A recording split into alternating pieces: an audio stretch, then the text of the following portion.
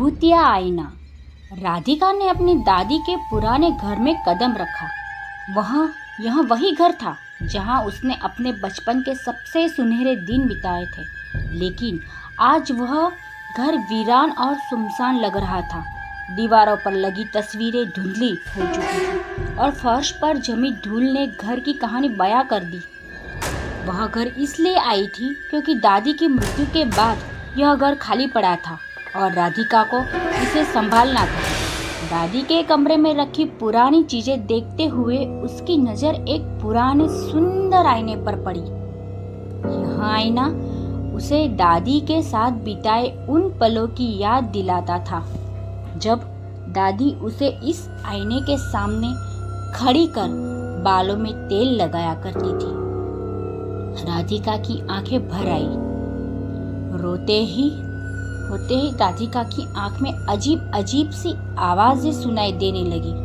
कभी फर्श पर किसी के कदमों की आहट, तो कभी हल्की हल्की फुसफुसाहट। उसने यह सोचकर खुद को समझाया कि शायद यह उसकी थकान और डर का नतीजा है। लेकिन जब वह सोने के लिए बिस्तर पर लेटी तो उसने देखा कि वह आईना अपने आप चमक रहा है। जैसे ही उसने ध्यान से देखा, उसे आईने में एक अजीब सी परछाई नजर आई। वह तेजी से बिस्तर से उठी और आईने के पास आई, लेकिन आईना बिल्कुल सामान्य लग रहा था। उसका दिल तेजी से धड़कने लगा। सुबह होते ही राधिका ने आईने को घर से बाहर फेंकने का फैसला लिया, लेकिन जैसे ही उसने आईने को उठाया, उसकी हथेली कट गई और खून बहने लगा। वह घबरा गई और किसी तरह आईने को फेंकने की कोशिश करने लगी। तभी उसे महसूस हुआ कि जैसे किसी ने उसके हाथ को कसकर पकड़ लिया हो। राधिका ने दर्द से चिल्लाते हुए आईने को छोड़ दिया। उसकी आंखों में आंसू आ गए और वह रोते हुए जमीन पर बैठ गई। उसका मन में डर का सैलाब उमड़ पड़ा। रात में जब वह आईने के बारे में और जानने के लिए पुरानी दादी की किताब देखने लगी, तो उसे एक पुरानी डायरी मिली। उस डायरी में लिखा था, यह आईना श्रापित है। इसमें एक आत्मा बंद है जो लोगों को अपनी दुनिया में खींच लेती है। जो भी इस आईने में देर तक देखता है, वह उस आत्मा का शिकार हो जाता है। राधिका का शरीर सिहर उठा।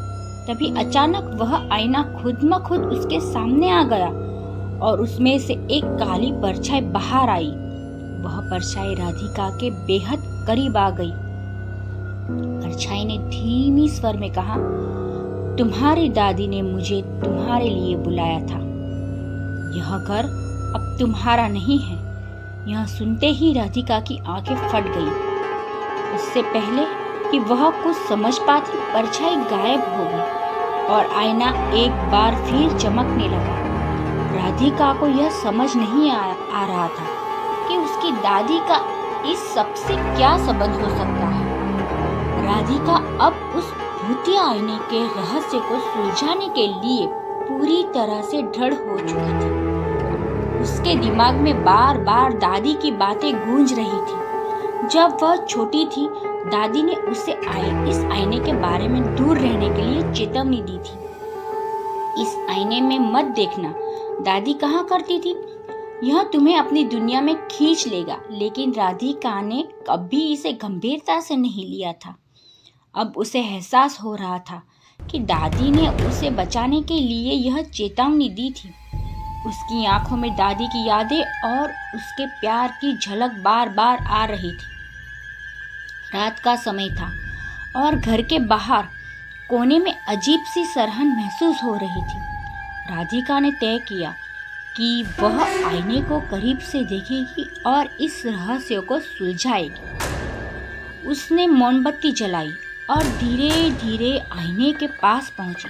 जैसे ही उसने आईने में झांका, उसने अपने पीछे खड़ी एक परछाई नजर आई। वह तेजी से मुड़ी, लेकिन वहां कोई नहीं था। आईने में वह परछाई धीरे धीरे साफ हो रही थी। यह वही परछाई थी जिसने पिछली रात उससे बात की थी। राधिका ने डरते हुए परछाई से पूछा, तुम कौन हो और मेरी दादी का इस सब से क्या संबंध है? परछाई ने एक ठंडी हंसी के साथ जवाब दिया, तुम्हारी दादी ने मुझे रोकने की कोशिश की थी, लेकिन अब तुम्हारा नंबर है। यह सुनते ही राधिका का दिल टूट गया। उसने अपनी दादी के बलिदान का एहसास हुआ। वह घुटनों के बल जमीन पर बैठ गई और रोने लगी। उसकी आंख में आंसू थे, लेकिन साथ ही उसके मन में गुस्सा और डर का संगम था। तभी अचानक आईने में एक और दृश्य उभर आया। इसमें दादी की एक अनजान व्यक्ति से बहस हो रही थी। वह व्यक्ति कोई और नहीं बल्कि वह आत्मा थी जो अब आईने में बंद थी। दादी उसे यह श्राप दे रही थी कि वह केवल उस परिवार के वारिस को नुकसान पहुंचा सकती है जिसने इसे जागरूक किया था। यह सुनकर राधिका को एक और झटका लगा। वह समझ गई कि उसकी दादी ने जानबूझकर इस श्राप को अपने परिवार से दूर रखने के लिए ऐसा किया था, लेकिन अब वह श्राप राधिका पर मंडरा रहा था। राधिका ने उस आईने को तोड़ने की कोशिश की, लेकिन आईना टूटने की बजाय और भी चमकने लगा। तभी परछाई ने कहा, तुम्हारे पास केवल 7 दिन हैं।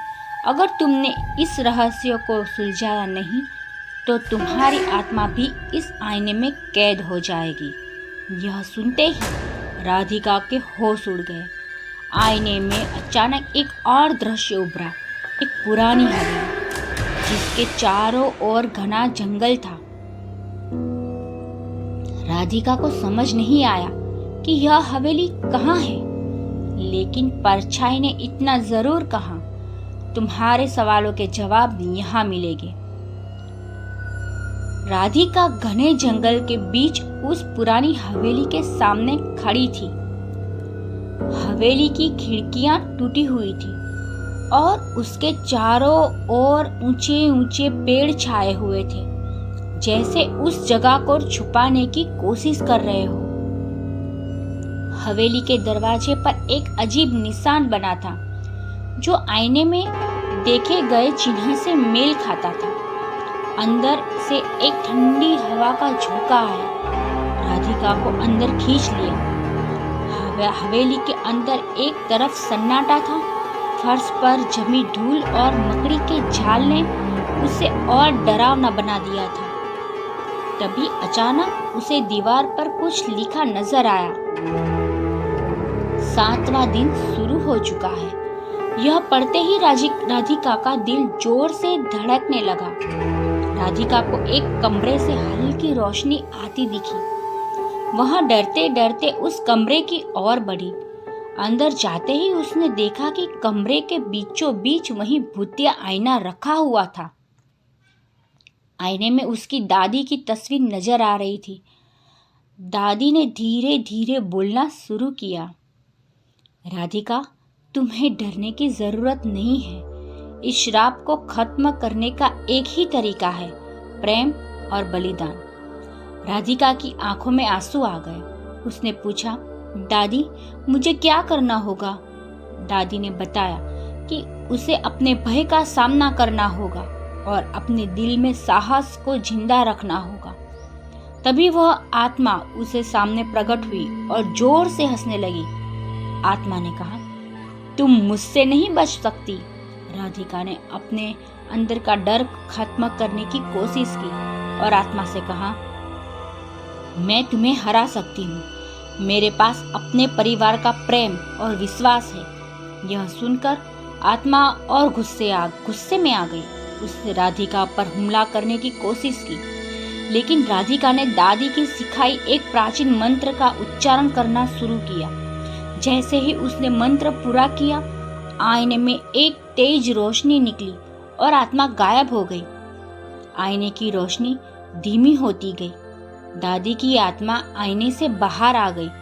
उन्होंने राधिका को गले लगाते हुए कहा, तुमने मेरा बलिदान व्यर्थ नहीं जाने दिया। इस आईने का श्राप अब हमेशा के लिए खत्म हो चुका है। हवेली धीरे धीरे सामान्य दिखने लगी। आईना खुद ब खुद टूट गया और उसमें कैद सभी आत्माएं मुक्त हो गई। राधिका अपने घर लौट आई, लेकिन यह अनुभव उसे हमेशा याद रहेगा। उसने सीखा कि भय से भागना समाधान नहीं है, उसका सामना करना और आत्मविश्वास के साथ आगे बढ़ना ही सच्चा साहस है। उसने दादी के बलिदान और प्रेम को कभी न भूलने की कसम खाई। इस घटना ने उसे सिखाया कि हर समस्या का समाधान प्रेम और विश्वास में ही छिपा है। आपको मेरी स्टोरी पसंद आती हो तो प्लीज शेयर